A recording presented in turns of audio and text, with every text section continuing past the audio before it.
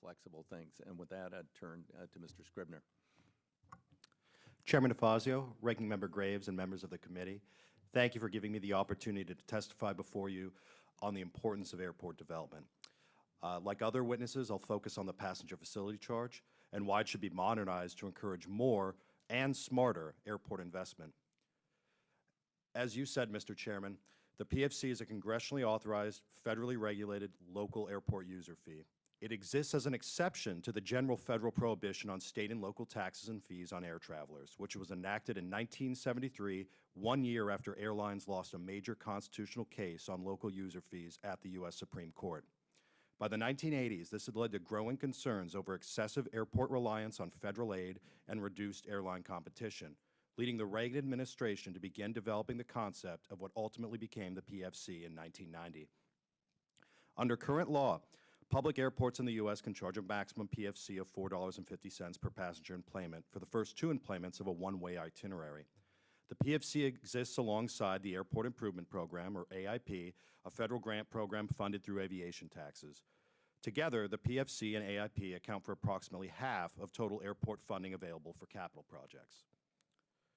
AIP funds can generally be used for airside projects, such as runways, taxiways, aprons, noise abatement, and land acquisitions.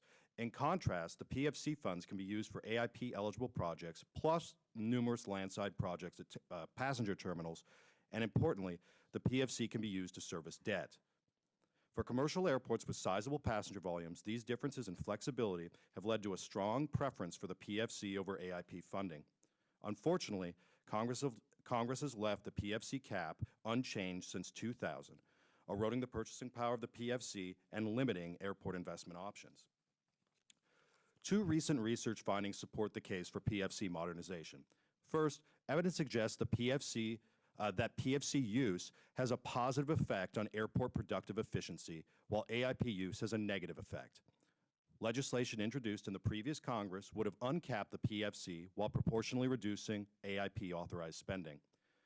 This change in the PFC-AIP mix was expected to result in greater airport productive efficiency. The bill, introduced by Chairman DeFazio and Representative Massey, would have allowed for increased total airport investment while simultaneously reducing federal spending. That's a win-win in my book, and why most leading free market libertarian and conservative organizations have supported this approach. In addition to CEI joining Democratic and Republican members of Congress, scholars and advocates from the Reason Foundation, Cato Institute, Heritage Foundation, Tax Foundation, FreedomWorks, and Citizens Against Government Waste have endorsed modernizing the PFC along the lines of the Investing in America, Rebuilding America's Airport Infrastructure Act. Support for the PFC transcends party or ideology. It's just good policy. Second, major non-aeronautical revenue sources, namely revenue from parking and rental car fees, are facing heightened risks and declining prospects as travelers opt for new ride-hailing ground transportation services to and from airports. Since the PFC is collected from airport users regardless of their use of airport concessions, it represents low-risk, predictable, and sustainable user-based revenue. Besides providing airports with predictable and sustainable revenue, the PFC was also designed to promote airline competition. Beginning in the 1950s, airports often turned to their airline customers to retire debt and finance airport improvements. In exchange for this financial support, incumbent airlines received long-term exclusive use gate leases, which were then used to restrict access to new and often lower-cost carrier entrants.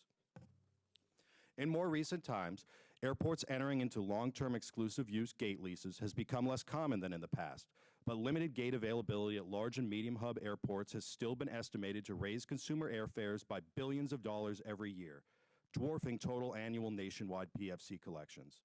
In this way, the PFC serves as an important airport self-help tool that can dilute price-setting power by dominant incumbent airlines, thereby benefiting air travelers in the form of lower airfares as well as improved airport facilities. Further expanding the purchasing power of the PFC by eliminating the statutory cap and with a focus on improving airline competition, especially through the expansion of common use gates available to new carrier entrants, could result in substantial airfare savings for consumers. Thank you again, Mr. Chairman, for this opportunity to testify before the committee, and I welcome your questions. Excellent. Thank you.